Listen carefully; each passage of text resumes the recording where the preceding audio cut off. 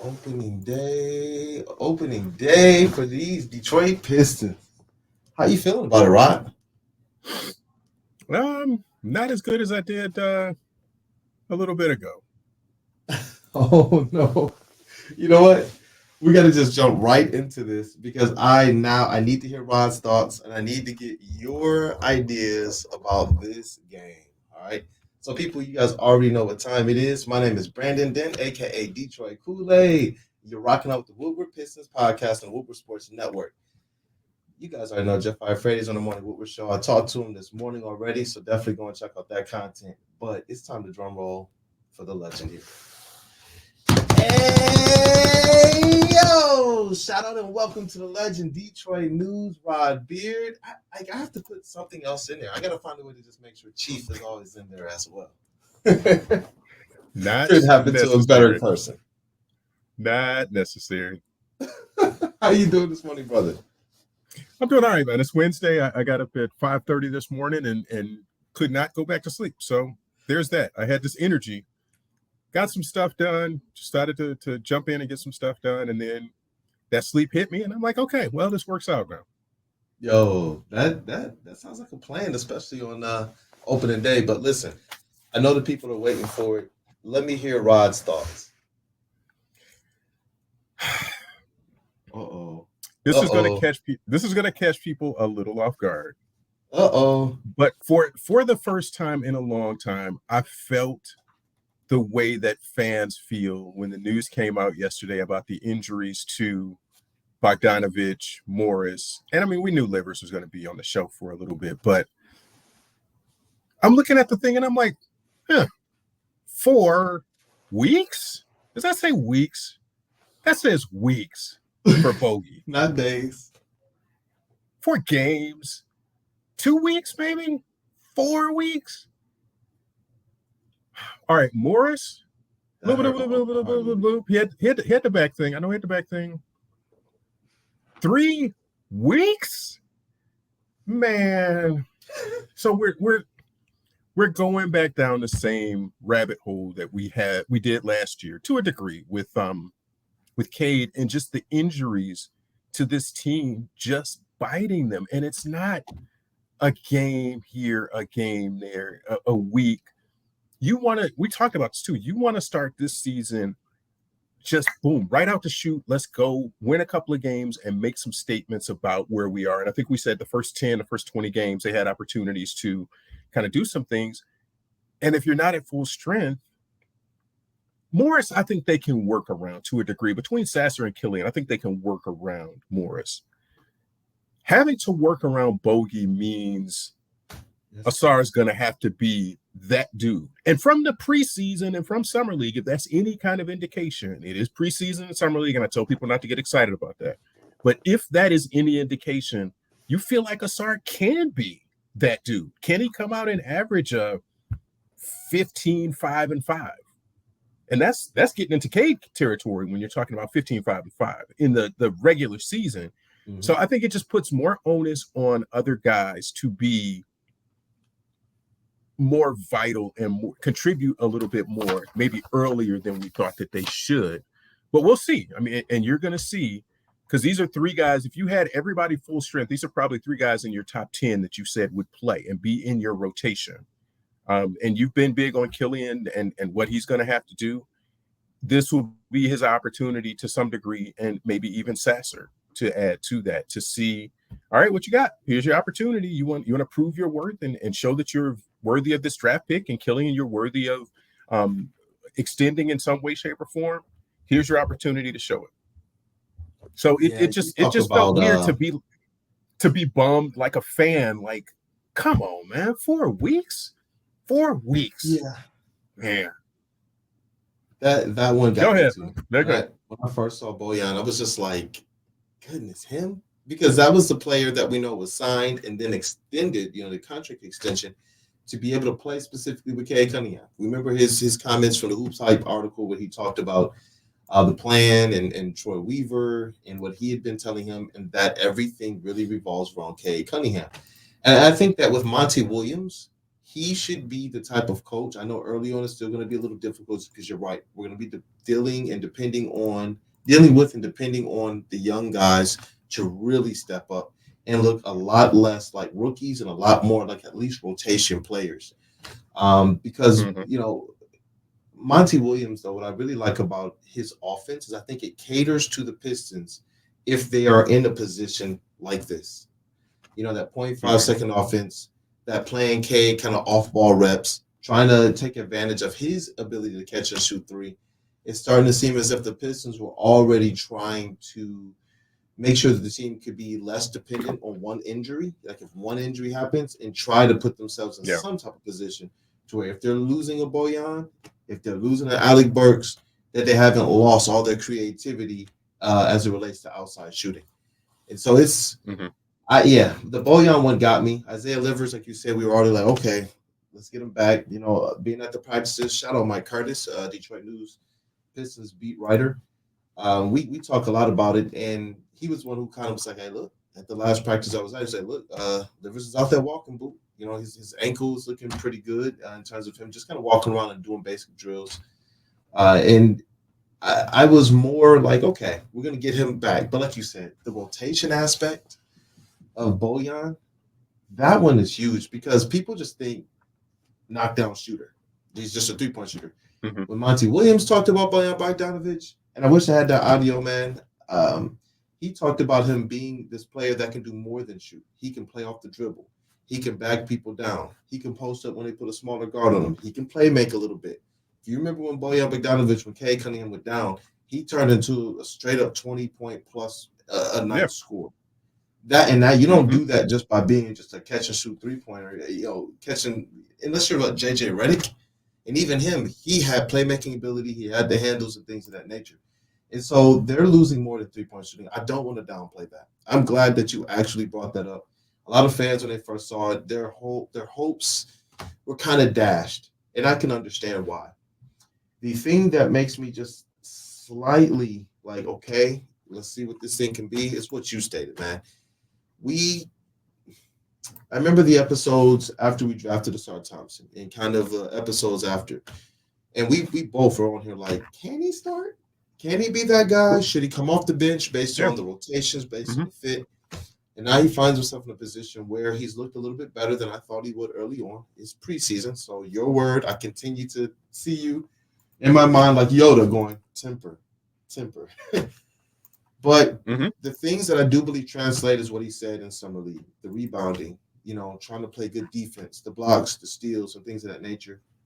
And what I'm hoping is the lack of 3-point shooting, because you look at Monty Morris, Bojan Bogdanovic, and Isaiah Livers; those are all good 3-point shooters, man, all of them. And so in the face of that, I'm hoping Cade Cunningham a little bit off ball. I'm hoping the improvements we've seen from Killian and Asar through preseason shooting the three. And I'm hoping that their defense, though, can overcome their lack of shooting here. That's what I'm really, really hoping for here. Oh, looks like we lost Rob, but we'll get him back here in a second. So it's like if this Pistons team, and I said this on the Morning Woodward show alongside Jeff, Sam, Lucas, and JB. Shout out to those guys. You know, if they can get the defense going, get out into the fast break, um, limit the other team's second chance opportunities. If they can, get these transition points, get to the free throw line, do some of the things that they were doing prior, then they're going to be in a really good position. Yeah, Rob, what I was saying is what I'm hoping they can do to try and counteract this loss of Bojan and really a dearth of 3-point shooting is with that lineup that we saw that held OKC to about 15 points halfway through or about 3 or 4 minutes left in that first quarter. I think that was the second game or the second game they played OKC. And they put out that defensive lineup of what? Killian, Asar, Cade, Stu, and Duren. They Mhm. looked good. They limited the second chance opportunities of OKC. They were able to get out into transition very fast, and they didn't have to wait for Cade Cunningham to get the ball, bring the ball up the court, initiate all the offense, just for nobody to be open and then have to chuck up a shot in the mid range. We Yeah. saw really Killian be able to bring it down. We saw Asar be able to bring it down, and we saw them being able to play really, really good in transition. And that's what I'm hoping that they can do to try and make up for some of the 3-point shooting and some of what Bojan brings to the table, man. I really do. Yeah, I think How are that you feeling about that? the answer might just be transition. I think there's an opportunity there with those young guys. Um, and Asar is going to do that. He's going to push. He wants to push and play a different style, a faster style. You put him with Cade, you put him with Ivy. I mean, even to some degree with Killian, that those guys want to push and run. And so you don't have to shoot the same sort of way or shoot as accurately if you have an energetic hybrid of that first and second group. I mean, and throw Duren in there if you want to. And I would say Stu could run to some degree. You can have a lot of different mismatch lineups that work with that, but you're just going to have to be really careful with it. That you've got to catch up to some teams that are you can't trade twos for threes. Let's put it that way. Even at whatever amount of transition you're going to do, you're going to have to be very effective and efficient with it. But then you can't give up defensively that open three on the other end, because Dwayne Casey always used to say you get that's 3 possessions and 2 possessions. They can do the same thing you can do with 1 fewer possession if you're not playing your half court defense to keep them off of that 3-point line. So that's something I want to watch is what can they do in transition to mitigate some of the issues in their own 3-point shooting, and then to maybe shut down some of the opponent's 3-point shooting. Yeah. And you know what? Another way that they can get out into transition, obviously, is off the defensive backboard. And something that we saw last year was all the stress that was placed on the big men to get every rebound. This year, with Cade Cunningham back, he's a decent rebounder. Killian Hayes tries to mix it up in there. Asar Thompson's been shown to be a really good rebounder. I believe that this is going to help Stewart more on the defensive side of the court as well, and help this team limit those second chances, get that rebound, and get down the court. You know, we obviously saw them in preseason have some pretty bad stretches as well with that unit, but we've also seen them have some good stretches. So it's going to be interesting to see. I know that Cade Cunningham is the type of player that if you're talking about giving him just 20 minutes, 23 minutes, that might not be enough. You know, so we're going to see a little bit different Cade. People say, oh, he's starting slow. And I know in that last OKC game he played in, he was, 50% from the field, 14, 6, and 6 in like 23 minutes. If that's the Cade Cunningham we're getting, then that means 6 assists in 23 minutes. It means his squad was really doing some things either in transition or the pick and roll game was really, really working. So that's what I'm hoping to see, get that type of Cade Cunningham. I did want to ask you a question about him, though, because we know notoriously he starts by probing and searching and looking for his guys. And I've seen some fans on Twitter, and they're talking about all across kind of social media, and especially in our comments. They wish that Cade Cunningham would just come out and realistically look for his. How do you feel about Cade Cunningham? Do you appreciate more of the probing on this squad? Do you want to see him kind of be more direct score? I want to see him start. We know he can get his. That we know. And what was the number one thing that we said was going to be, we were going to watch about Cade? Chemistry. He's got to be able to find these guys, know where they're supposed to be, get them the ball in their spots. What have we seen with him and Duren? Pick and roll madness. Madness. So I would like to see him establish that. I would like to establish some things with Asar and finding him in the right spots. I like Cade's ability to find other guys and put the ball in their hands. I feel like he will get his whenever he needs to. And we saw that. We've seen that in fourth quarters and crunch time, that he can go in spurts of just being able to score. I don't think that's ever been a question. So I don't see why anybody would want to question it now. When is he going to start doing that? When he feels like it. It is more getting these other cats involved and feeling like the offense is clicking. That's not a concern of mine. So I can relate to fans in some ways. In that one, I cannot. I feel like Cade will score. And I think if we see a balance with Cade off the ball a little bit more and Asar on ball, that will open up the corner threes. That will open up some different opportunities on the weak side where he can attack differently. That's the aspect of the offense that we have not seen, that we theoretically say is there. But Cade scoring on his own, we know that part is there. Yeah. And you know what? I love the fact that if we've covered this thing throughout the summer, especially since Monty Williams was here, We broke down in 2 different episodes. One, we broke down what we think Monty Williams would do just based on what we knew. And then we went back, looked at that Suns breakthrough documentary, and then tried to bring the philosophies that they also have the Phoenix Suns. And the one thing we talked about was breaking down all the egos, as well as taking the ball a little bit more out of Devin Booker's hands, where his usage went down. But all of his stats went up, including 3-point shooting. 3-point Mhm. field goals made and 3-point percentage, even though the usage went down. And we talked about, this 0.5 second offense, swinging the ball. And then he started talking about, we're going to play Cade off ball reps and things of that nature. Like he's instilling the same principles and practices that he did with the New Orleans Pelicans, with the Phoenix Suns. He's now bringing it to the Detroit Pistons. And we have, honestly, a nice young skill set to be able to do that. If Killian Hayes, if that switch is not flipped off, like that Wayne Casey said last year, coming from preseason to the regular season, Asar Thompson, I believe that you have enough to be able to to be able to take advantage of Cade Cunningham's off-ball skills. Seeing him shoot in the gym in practice, and I know it's just practice, so temper.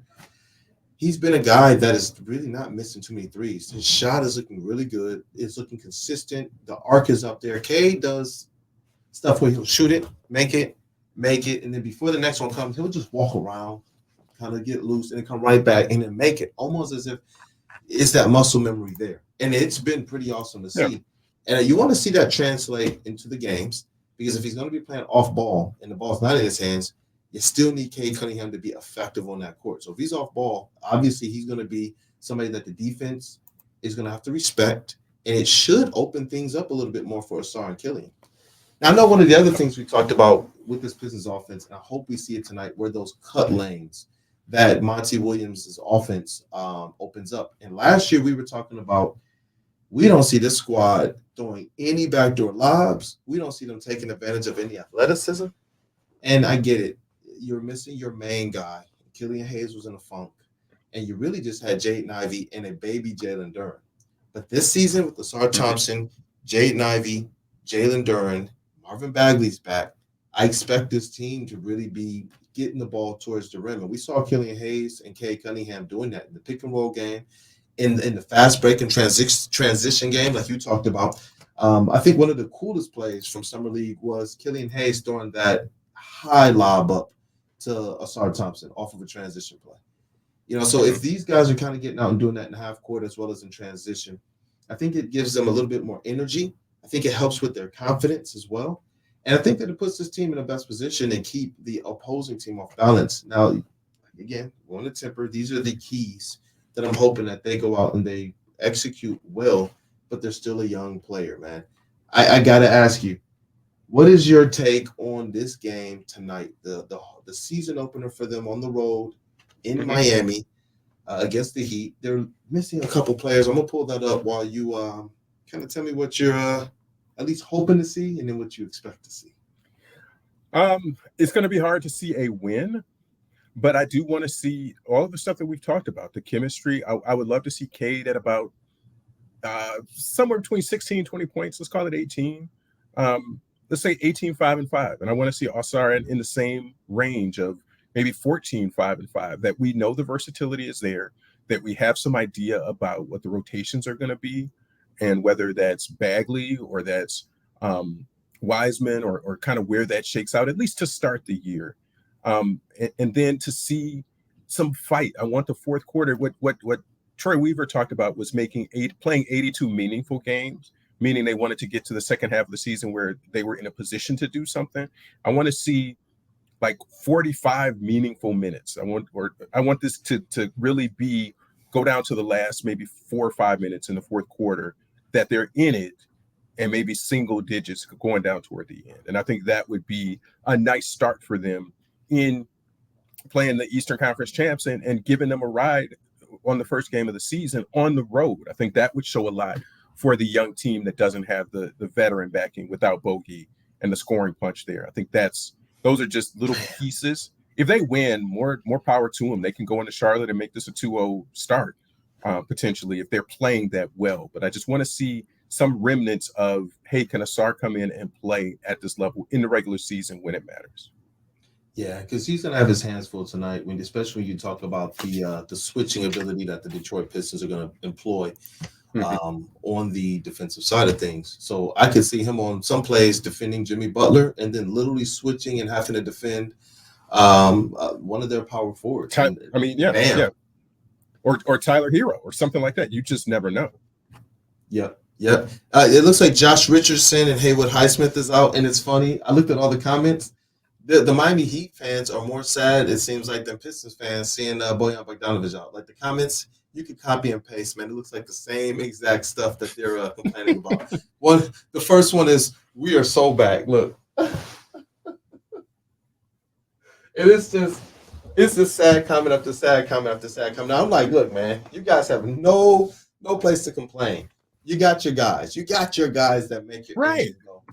But the strategy or the way that you're hoping to see this game go, that to me is their only recipe this year, especially when you're missing a potent, efficient, high level scorer like Bojan Bogdanovic. Because if you keep this thing within single digits, going down to the last 5 minutes of the game, somebody's rookie season, they were one of the best clutch players in the league. I'm saying. I'm saying. That's got to be their recipe. This team has to fight, especially if Cade's going to start the game, probing, looking, trying to get his guys into play, make sure that they have the rhythm as the game goes. Put Cade Cunningham in a position to be able to go toe to toe with some of these league's best. Don't have him in a position where he's out there. Like I posted to Woodward Sports yesterday when he dunked on what's his name? Was it Chris Smith for the Phoenix Suns? And he was pointing at his fan behind the bench, he said. And the Mhm. one thing I noticed at the bottom, someone was like, "Oh yeah, well they're down by 20," and I'm like, "Man, they were." Like let's put Kane in a much better position to take advantage of the fact that he was one of the best clutch players. What made Kevin Durant come out instantly and say Cade Cunningham is the type of player that can wreck an entire team's defense. Put him in a position to be able to be that clutch player down the stretch and let him cook. All of the hand wringing about his 3 point shooting, all the hand wringing about him starting slow and all of that. None of that matters if he has some semblance of a squad around him. And even Jason Richardson, shout out to him, man. When Richard Jefferson, I'm sorry. Shout out to the legend, Jason Richardson, though. Richard Jefferson of ESPN, though. He saw that list that took Cade Cunningham from 35 to like 70 something, even behind Chet Holmgren, who hasn't played a game yet. He said, "That's bogus. You swap Right. Cade and you swap for Austin Reeves right now, the Lakers were in a much better spot than that last year." Right. I mean, they don't. What I tell you about lists? What do I tell you about lists? that's why. That's why we didn't really talk about it on this show. Anybody who puts out a list like that has some kind of agenda about something they're trying to put out there. And to have Austin Reeves ahead of Cade is wild behavior. That is wild behavior. Wild behavior. Now look, I ran a poll. I started it last night, and I'm actually pretty surprised to see that it already has 250 votes. Okay. The question was, when did you expect Troy Weaver's restore or rebuild of the Pistons to be somewhat completed? I put to be completed, and I left the completed up for people to be able to define or to be able to state what that means to them, where they want to see this team. I put year 2, year 3, year 4, or year 5. Most of the fans, 43% of them have said year 4, Mhm. 36% of them have said year 5. And a lot of the comments are saying, you know what? We want to see this team play hard. Obviously, last year was tough, and a lot of people are saying, "Hey, look, we're giving them a little bit of a pass for last year." But I think these people listen to the podcast. That's what I think. I think they listen to the show Maybe, because maybe. I'm telling you, a lot of and I get it. Some people thought, and I'm seeing some comments from some of the detractors that are like, "Well, we've sucked for so long." I'm like, but even Tom Gores came out and said, "But I've been trying to win. Every move was about trying to win." A lot of people forget that they made the playoffs twice in 4 years before they started this rebuild. And what that showed Tom Gores is that this is not a sustainable way of winning. We can't acquire depth. We're spending up all of our cap space to get good players here, and we can't put any depth. When the Pistons played the Cavaliers and got swept, they played them tough. All the media was like, "Yo, they might get one. They're playing so tough. Stanley Johnson is in LeBron James's head." Man. And the one thing we kept saying is as soon as we went to the bench, there was nothing there. Hmm. So the way that he's building this thing and locking in Stewart at 16 million, where we seeing backup centers getting 17.5 million right now, I think that that's pretty brilliant. I don't think that in like a year or two we're going to be sitting here talking about this team's lack of depth. I think we're going to have players that we're going to depend on to be the stars, like Cade, like Asar, like Duren, like Ivy to some degrees, and then you can fill it out with the right type of veterans that can complement these players. I honestly like that much better, and I've seen a lot of the fans saying that they actually like it too. Everyone who's detractor saying, "What is Weaver doing? He hasn't done anything except for the Duren pick." Because it's easy to hit on Ivy. It's easy to hit when you have the number one pick. It's easy to hit when you no. When he picked Ivy, people hated it. Everyone was saying Mather. When he picked Asar, people were saying Cam Whitmore, Taylor Hendricks, Jarris Walker. Why are you getting this high school player? You know what I'm saying? Like now, all of a sudden, Yep. people are coming out after they've hit, and they're trying to say with this revisionist history, "Oh, it's easy to not fail there." Guys, we're the Pistons. Are you kidding me? Are you kidding me? Our draft record? Are you kidding me? We've picked in the lottery well before Troy Weaver, bro. I don't know where half these players are anymore. And the best of the best was Andre Drummond. Right. And somebody replied to a tweet that I sent yesterday, and I said something, and Rod said last year, give Troy Weaver. Let me find this actually, and I don't even want to give these people oxygen to even talk about. Love it. I love it, man. If I can't find it easily, I won't worry about it. But the gist of it was, all of this stuff is going wrong. Oh, no. Okay. It was, I think I tweeted Mike's story on Monty Williams. Good, nice feature for the Pistons preview. And he said, expected turnaround, because that was one of the things in the headline. NBA.com ranks Pistons at 29th, second worst in the league. Going into year 4 of disaster rebuild, team still has no core starting point guard. Let me read again. Team still has no core starting point guard or power forward, and a center who can't shoot threes or stretch the floor. This is why you don't read these things. Last year, Rod said of Troy, just write him a check. This year, Rod is going to say, just write Troy a check, because you know what he's done? He's made this roster palatable. And the key to that is the roster when Troy took over versus the roster today. Who would win? And these are young guys. That was a veteran-laden roster that had Drummond and Reggie and Morris and a couple of other guys. So this is an unfair comparison, but Duren and Drummond, you've got a younger version of the same thing who's maybe a little bit more athletic. You've got Cade and Reggie. Reggie's 6'3", 6'4", maybe. And you've got Cade at 6'6". The veteran Wiley would have to take over, and they would have to kind of outsmart him at some point. So it would be close. But do you say this roster is better than the roster that he took over? The roster that has contracts that are palatable, that you can move around. That's the whole point of a GM, is to write these books and to get this roster right where there's hope. At the end of that, there really wasn't hope, which is why they said they had to bring in somebody else to clean it all up.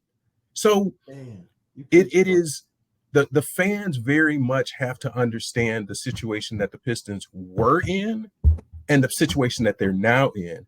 And again, do not look at 17 wins or 19 wins and say that's what this team is. The number of wins is whatever. Bro, Eugene Omoruyi was out there last year, bro. I mean, and let's be real. Let's be real.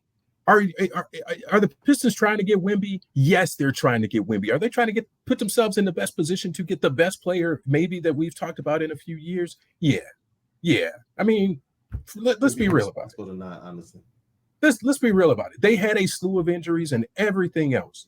But is that a 17-win team? No. They're probably somewhere in the 20s. But they won 23 games with Jeremy Grant, half a season of Marvin Bagley, and Cade Cunningham, who played 66 games. And in those games that nucleus played in, 10 and 14, you guys are going to continue to hear me say that, because I do think it matters. And that team was just good enough to give Cade the last 5 minutes of games. And we saw him going out there and dotting some of these teams. We saw him go toe-to-toe with KD. We saw him go toe-to-toe with DeMar DeRozan. We saw him go out there and smack Boston. We saw all of this, man. And you know what I loved about the Boston game is that Cade Cunningham was on his business just before All Star break, but he found Jeremy Grant for the two biggest shots of the game. Like Cade Cunningham, he is the difference maker. When you look at how the defenses played him, the gravity just absorbed. And when you have a Sure. player that's as versatile as a Jeremy Grant, I'm starting to believe that Asar Thompson, as he continues to develop, you talk about paying Jeremy Grant what 36 mil a year, or Asar Thompson, who rebounds a little bit better and has some of the similar skill sets, is a two-way player, and they can actually play more positions than Jeremy Grant. That man, I think that they have the recipe. Obviously, you can't make up for the vet presence like Kelly Olynyk and those guys who are also on that squad. Sadiq Bey hit for the 50 burger that year as well. And Killian Hayes went on a 13-game stretch that was really, really good. But beyond that, I don't know what else they really had. That was about like all the players. If I'm forgetting somebody very, very significant, I know Stu was doing what he was doing. But most of these players, except for Jeremy Grant and Kelly Olynyk and Sadiq Bey, are back. Are you telling me that you don't believe that this version of Killian Hayes can be as effective or better? You know, obviously, Asar Thompson's going to have a while to go, or maybe a ways to go, before he is considered in the same ilk as Jeremy Grant. But in terms of his effectiveness already, we've seen the guy go out there and basically average a double-double. We've seen him go out there and get some blocks. We've seen him go out there and lock up the best players every single night. And he's able to guard a few, like I said, a few more players along the perimeter that Jeremy Grant might have struggled with. So it's like in terms of the recipe, I feel like it's there. I haven't necessarily like tonight, and I think this first 20 games, we get to see if the cheese needs to brown a little bit more or not. And I continue to tell people this as it relates to rebuild. 4 to 5 year rebuild. That's what we all knew this thing was kind of coming into it. Troy has been reluctant to call it a rebuild and a restore, even though I read a paper by this brilliant writer. What's his name? Oh, Rod Beard of the Detroit News. And the quotes were in there from Tom Gores effectively that Stefanski and Co. had to convince him. He didn't want to necessarily have to do this. He wanted to win now for the fans. He calls the Pistons a community asset. He knows that the people love what they're doing in the community, but ultimately they want this team to win. To Yep. win. And Yep. I think that everything they're doing right now is to give them longevity. I don't want, oh, we played tough against the Cavs. Way to go, our rookie who might flame out in 2 or 3 years. Or, yay, we ran Blake Griffin down into the ground and we paid him 30. But how much was he getting paid? Like over 30 He was in million? the 30s. Yeah. That's what I'm saying. I think it was like 30, 32. I look at all of the rookies right now and all the young players right now combined. I don't even know if they're making that per year. Exactly. When you have what they have this year, and he stated it, Asar Thompson and the hiring of Monty Williams changed their direction as it related to making a splash in the offseason. And he said he did not want to block the young players. And I think that he was specifically talking about Asar Thompson because we all thought that they were going to try and bring in a wing. Now, all of a sudden, if you got a guy who can play the 1 through 4, you know what? You got to see what he is.